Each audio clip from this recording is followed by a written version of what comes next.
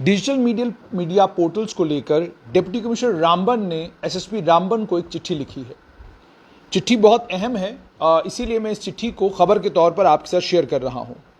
इसमें दो इंपॉर्टेंट बातें बताई गई हैं। पहली चीज़ तो डिप्टी कमिश्नर रामबन ने ये कहा है कि news portal based news channels जो हैं प्रॉपर रजिस्ट्रेशन और ऑथराइजेशन के बगैर रामबन ज़िला में ऑपरेट कर रहे हैं। उन्होंने ये इन्फॉर्मेशन एसएसपी को दी है और उनको ये कहा है कि ये अलग अलग सोशल मीडिया प्लेटफॉर्म्स के ज़रिए काम कर रहे हैं, जिसमें फेसबुक भी एक प्लेटफॉर्म है, और वहाँ से ये कहते हैं कि प्रोपेगेंडा करते हैं, फेक न्यूज़ फैलाते हैं और सरकारी मुलाजमों को ब्लैकमेल भी करते हैं। बहुत सारे मौक़ों पर ये एडमिनिस्ट्रेशन के कामकाज को रोकने की भी कोशिश करते हैं, सरकार के ख़िलाफ़ खबरें लगाते हैं, और जो सरकार के खिलाफ खबर लगाते हैं उसका मकसद जो है सरकार को मेलाइन करना होता है और सरकार को हर वक्त एक बुरी शक्ल में दिखाना होता है। उन्होंने ये भी कहा है डिप्टी कमिश्नर रामबन ने कि बहुत सारे डिस्ट्रिक्ट और सेक्टोरल ऑफिसर्स हैं जिन्होंने हैरासमेंट की कंप्लेंट की है कि जी हमको हैरास करते हैं ये, और ये भी कहा गया कि कुछ जो सेल्फ प्रोक्लेम्ड पत्रकार हैं उनके पास कोई आइडेंटिटी प्रूफ नहीं होता, वो उनके दफ्तरों में जाते हैं और बिना उन्हें बताए या बिना उनसे अनुमति मांगे फौरन उनकी वीडियो रिकॉर्ड करना स्टार्ट करते हैं और वीडियो रिकॉर्ड करके बाद में उसको फेसबुक के ऊपर पोस्ट कर देते हैं। ये भी उन्होंने आगे कहा है कि अगर ये चैनल्स और ये जर्नलिस्ट जो इलीगल पोर्टल्स चला रहे हैं ये अनचेक्ड रहते हैं, इससे खतरा है कि लॉ एंड ऑर्डर सिचुएशन जो है वो बिगड़ सकती है और उससे शांति व्यवस्था जो जिले में है वो भंग हो सकती है। आगे उन्होंने ये कहा है कि इन तमाम चीज़ों को ध्यान में रखते हुए मैं आपसे ये गुजारिश करता हूं कि तमाम जितने फेक मीडिया ग्रुप्स हैं जो बिना रजिस्ट्रेशन के ज़िले में ऑपरेट कर रहे हैं उनकी जानकारी मुझे दीजिए, और आपको ये भी एडवाइस किया जाता है कि इनके एंटीस्टेंट्स वेरीफाई करिए कि ये कौन लोग हैं, और ये भी पता करिए कि इनकी सोर्स ऑफ फंडिंग क्या है। इन पत्रकारों की जो इलीगली ऑपरेट कर रहे हैं इनके पास डिग्रीज नहीं है, इनके पास क्वालिफिकेशन नहीं है और कॉम्पिटेंट अथॉरिटी की इनके पास ऑथराइजेशन भी नहीं है। उसके बाद उन्होंने ये भी कहा है कि आप उन तमाम मीडिया ऑर्गेनाइजेशंस की और इन तमाम पत्रकारों की लिस्ट जो है वो आप डिप्टी कमिश्नर के दफ्तर के साथ शेयर करें ताकि इनके खिलाफ माकूल आने वाले वक्त में कार्रवाई की जा सके। डिप्टी कमिश्नर रामबन ने ये चिट्ठी लिखी है, इसमें डिप्टी कमिश्नर रामबन ने दो बातों की ओर इशारा किया। पहली बात तो ये कहा है कि पत्रकार हर एक बन गया है। ये बात तो हम भी मानते हैं कि हर व्यक्ति पत्रकार बन गया है। हर व्यक्ति को लगता है कि पत्रकारिता करना बहुत आसान काम है। एक माइक ले ली हमने, एक मोबाइल फ़ोन हमने ले लिया, बस पत्रकार हो गए। और उसके बाद आम जनमानस जो है वो डिग्री बांटने का काम करता है कि कौन पत्रकार कितना अच्छा है, कितना बुरा है, किसका काम कितना अच्छा है, कितना बुरा है, वो भी आम जनमानस तय कर रहा है। जबकि पत्रकारिता में ऐसा नहीं होता। ये कोई फिल्म नहीं है, ये कोई थिएटर नहीं है, ये कोई ड्रामा नहीं है कि नीचे पब्लिक तालियां बजाएगी तो आप बड़े पत्रकार हो जाएंगे। पत्रकारों को हर तरह की परेशानी झेलनी पड़ती है। पत्रकार किसी का फेवरेट नहीं हो सकता, किसी का पसंदीदा नहीं हो सकता। लोगों के बीच में जब पत्रकार जाए तो जाहिर सी बात है आम जनमानस अपना दुखड़ा, अपनी परेशानी उसको सुनाएगा, अपनी तकलीफ उसको बताएगा। ये जो इन्होंने कहा है इसमें दो चीज़ें तमाम वेब पोर्टल्स को जानना बहुत ज़्यादा ज़रूरी है। पहली बात तो ये कि जितने भी वेब पोर्टल जम्मू कश्मीर में कहीं पर भी ऑपरेट कर रहे हैं, आपका ऑपरेशन आप इस समय ऑपरेट कर रहे हैं, लेकिन आपके ऑपरेशन को लेकर already ministry of information and broadcasting ने बाज़ाब्ता directorate of information and publicity, जिसको हम इंफॉर्मेशन डिपार्टमेंट कहते हैं, इंफॉर्मेशन विभाग को एक चिट्ठी निकाली है और उस चिट्ठी में कहा है कि तमाम डिस्ट्रिक्ट मजिस्ट्रेट्स को बताइए कि ये जितने भी वेब पोर्टल्स हैं ये किन कानूनों के तहत जम्मू कश्मीर में ऑपरेट कर रहे हैं।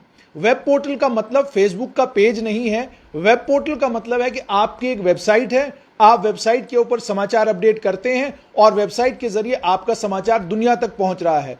फेसबुक और सोशल मीडिया एक माध्यम है जिस माध्यम के जरिए आप उन्हीं खबरों को वीडियो की शेप में दुनिया तक पहुंचा रहे हैं। लेकिन आपको ये पता होना चाहिए कि जिस वक्त ये इंफॉर्मेशन एंड ब्रॉडकास्टिंग मिनिस्ट्री ने डिजिटल मीडिया के लिए कानून बनाए तो उन डिजिटल मीडिया के कानूनों को बनाते वक्त उन्होंने गाइडलाइंस और पॉलिसीज जो बनाई हैं, उन गाइडलाइंस एंड पॉलिसीज में अगर आप नज़र दौड़ाएंगे तो आपको पता चलेगा कि कोई भी वेब पोर्टल जो जम्मू कश्मीर में कहीं पर, वेब पोर्टल से मतलब आपकी वेबसाइट होना मैंडेटरी है।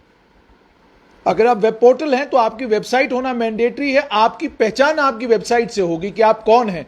फेसबुक से आपकी पहचान नहीं होगी और ये ऐसा नहीं है कि आपने फेसबुक के ऊपर एक पेज बना लिया और आप उस फेसबुक के पेज के ऊपर जो खबर देना शुरू हो गए। बहुत सारे लोग और खासकर प्रशासन के लोगों को भी इस चीज़ की जानकारी नहीं, क्योंकि जब ये कानून आया तो बहुत कम लोगों ने इस कानून को पढ़ा। इस कानून में साफ तौर पर यह बताया गया है कि जितने भी पत्रकार बंधु वेब पोर्टल्स ऑपरेट कर रहे हैं उनके लिए बहुत इंपॉर्टेंट है कि उन तमाम लोगों को अपने वेब पोर्टल की इंफॉर्मेशन, उसकी तमाम तफसीलात ministry of information and broadcasting को देनी है। तो पहली चीज जो डिस्ट्रिक्ट एडमिनिस्ट्रेशन आपसे मांग सकता है वो ये है कि क्या आपने अपनी detail information and broadcasting ministry को शेयर की है। अगर शेयर की है तो उस ईमेल की एक्नॉलेजमेंट आती है, वो एक्नॉलेजमेंट हमारे साथ शेयर कीजिए। दूसरी चीज जो प्रशासन आपसे मांग सकता है वो ये मांग सकता है कि एक्नॉलेजमेंट मिलने के बाद क्या आपने कोई रेगुलेटरी बॉडी बनाई है और उस रेगुलेटरी बॉडी की जानकारी क्या आपने इंफॉर्मेशन ब्रॉडकास्टिंग मिनिस्ट्री को दी है। अगर इंफॉर्मेशन ब्रॉडकास्टिंग मिनिस्ट्री को आपने जानकारी दी है, उस जानकारी की भी एक रिसीट आपको मिलेगी। वो रिसीट आपकी कहां है वो आप हमें दीजिए। तीसरा रेगुलेटरी बॉडी जो आपकी है, क्या उस रेगुलेटरी बॉडी को आपने इंफॉर्मेशन ब्रॉडकास्टिंग मिनिस्ट्री के नॉलेज संज्ञान में लाया है और आपकी रेगुलेटरी बॉडी को क्या इंफॉर्मेशन और ब्रॉडकास्टिंग मिनिस्ट्री ने अपनी वेबसाइट पर नोटिफाई किया है। उसके बाद अगली जानकारी कि आपकी वेबसाइट के ऊपर जो भी कंटेंट आप चला रहे हैं उसको लेकर लोग दुखी हो सकते हैं, परेशान हो सकते हैं। क्या आपने कोई ग्रीवेंस रिड्रेसल ऑफिसर अपॉइंट किया है? अगर आपने ग्रीवेंस रिड्रेसल ऑफिसर अपॉइंट किया है, उसका नाम क्या है, उसका ईमेल क्या है, उसका कॉन्टैक्ट नंबर क्या है? क्योंकि खबर चलाने के बाद ये अधिकार, पहला अधिकार आम जनमानस को और जो लोग उस खबर से इंपैक्ट हो रहे हैं, यह अधिकार दिया गया है सरकार ने ग्रीवेंस रिड्रेसल ऑफिसर को अलग अलग वेब पोर्टल्स के। क्या नाम है आपके ग्रीवेंस रिड्रेसल ऑफिसर का, और आपने ग्रीवेंस रिड्रेसल का मैकेनिज्म क्या बनाया है, कॉन्टैक्ट नंबर क्या है, ईमेल क्या है, ये तमाम तफसीलात। और ये तमाम तफसीलात के साथ साथ में जो लोग खबर चलाते हैं उनके लिए जानना भी बहुत ज़्यादा ज़रूरी है। पहली बात तो ये कि ये तमाम कानून उन लोगों के ऊपर एप्लीकेबल होते हैं जो न्यूज़ और करंट अफेयर कंटेंट चलाते हैं और ऑनलाइन क्यूरेटेड कंटेंट चलाते हैं। किन किन कानूनों का आपने ख्याल रखना है?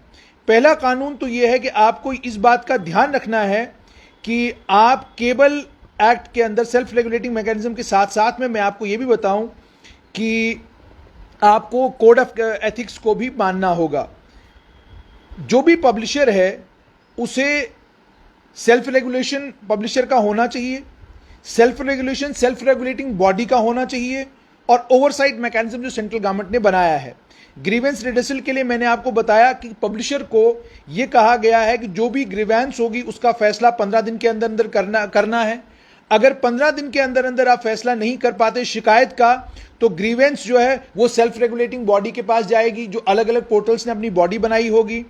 अगर डिसीजन जो है वो कंप्लेनेंट को 15 दिन के अंदर अंदर नहीं मिलता, उसके बाद ये कहा गया कि जब कंप्लेनेंट पब्लिशर के पास जाता है, इस अपील को सेल्फ रेगुलेटिंग बॉडी जो है 15 दिन के अंदर अंदर जो उसका फैसला दे देगी। जहां कंप्लेनेंट अगर सेटिस्फाइड नहीं है तो वो फिर ओवरसाइट मैकेनिज्म के लिए इंफॉर्मेशन ब्रॉडकास्टिंग मिनिस्ट्री में जाकर शिकायत कर सकता है। सेल्फ रेगुलेटिंग मैकेनिज्म को लेकर जैसे मैंने आपको कहा कि आपको ग्रीवेंस रिड्रेसल ऑफिसर अपॉइंट करना है। सेल्फ रेगुलेटिंग मैकेनिज्म में मैंने आपको यह भी कहा कि ओवरसाइट मैकेनिज्म भी इसका है, और ओवरसाइट मैकेनिज्म होने के साथ साथ में बहुत ज़्यादा इंपॉर्टेंट जो आपके लिए इंफॉर्मेशन है वो ये है कि आप केबल एक्ट जो है, खबर कौन सी आपने पब्लिश करनी है, खबर किस तरह से पब्लिश कर सकते हैं, कौन सी खबर, लैंग्वेज क्या होनी चाहिए, किस लैंग्वेज में आपको, और जब आप खबर पब्लिश करें तो आपकी जिम्मेदारियां क्या हैं, उन तमाम जिम्मेदारियों का आपने ख्याल रखना है। जाहिर सी बात है इंफॉर्मेशन ब्रॉडकास्टिंग मिनिस्ट्री ने कानून तो बना दिया है और डीसी रामबन ने इस मामले में जो एक चिट्ठी निकाली है एसएसपी रामबन को, उस चिट्ठी से साफ तौर पर यह पता चलता है कि बहुत बड़ी तादाद में फेसबुक के ऊपर पेज ऑपरेट कर रहे हैं ये सोचकर कि वो वेब पोर्टल हैं, जबकि आप वेब पोर्टल नहीं हैं।